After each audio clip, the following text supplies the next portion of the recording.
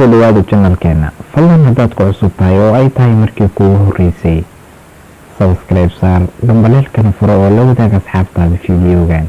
Sida aad ciwaankaba ku aragteen, xaaladaha adag ee nolosha. Qofka noloshiisa waxaa soo food saara xaalado nolol adag oo kala gedisan. Xaaladaha qofka soo mara waxaa ka mid ah kuwo aad u wanaagsan oo farxad leh, kuwo yara adag iyo waqti aad u adag. sidoo kale dareenka dhibaatada xaaladaha kala gedisan waa dareen qofba uu si u dareemo. sidaa daraadeed xaaladahaas kala duwan waxay nolosha ku abuuri karaan dareen aan aad u fududayn. qof walba wuxuu leeyahay qaab dhaqan uu u xalliyo xaaladaha adag ee kala soo dirsan nolosha. mararka qaarse qofku sida uu u wajaho dhibka waxay ku xiran tahay dhibaatadiisa. tusaale ahaan, haddii ardaygu dhibaato uu kala kulmay iskuulka, xaalkeeda waxaa lagala hadli dadka waaweyn.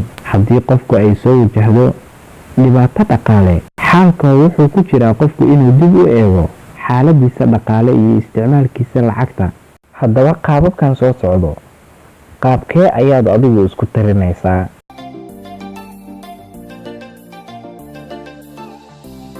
qofka ah badbaadaha dirsida arrinta si degdeg ah, isla markaasba wuxuu daraaseeyaa xaaladda, wuxuuna aruuriyaa akhbaaraha wixii dhacay, wuxuuna arrintaa ka eegaa dhinacyo badan, wuxuuna isku dayaa inuu helo fikrado cusub oo arrintaa khuseeya. wuxuu arrimaha u diiwaan geliyaa sida ay u kala muhiimsan yihiin. tusaale ahaan, waxa markaas loo baahan yahay oo xilligaas la joogo degdeg iyo waxa aan degdeg ahayn oo aan loo baahnayn xilligaas la joogo.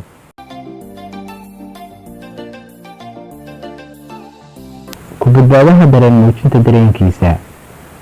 wuxuu dareenkiisa ku muujiyaa tusaale inuu ooyo ama uu qoslo. sidoo kale dareenkiisa wuu sheegaa. qofkana dareenkiisu ma qarsoona. wuxuu sidoo kale dareenkiisa ku muujin karaa isaga oon hadlin, tusaale sida oo wax u sawiro.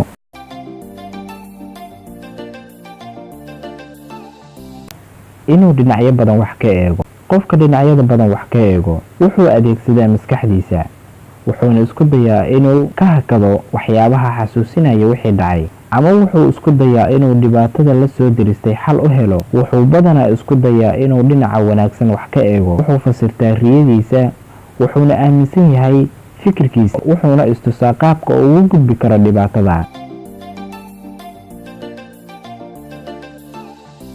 ku badbaadaha inuu si qoto dheer wax u eego. qofkan sida qotada dheer wax u eega noloshiisa, tusaale waxaa qayb weyn ka ah diinta, xil iska saaridda bulshada, ama qaab nololeedka bulshada. ku badbaadaha inuu wax qabto.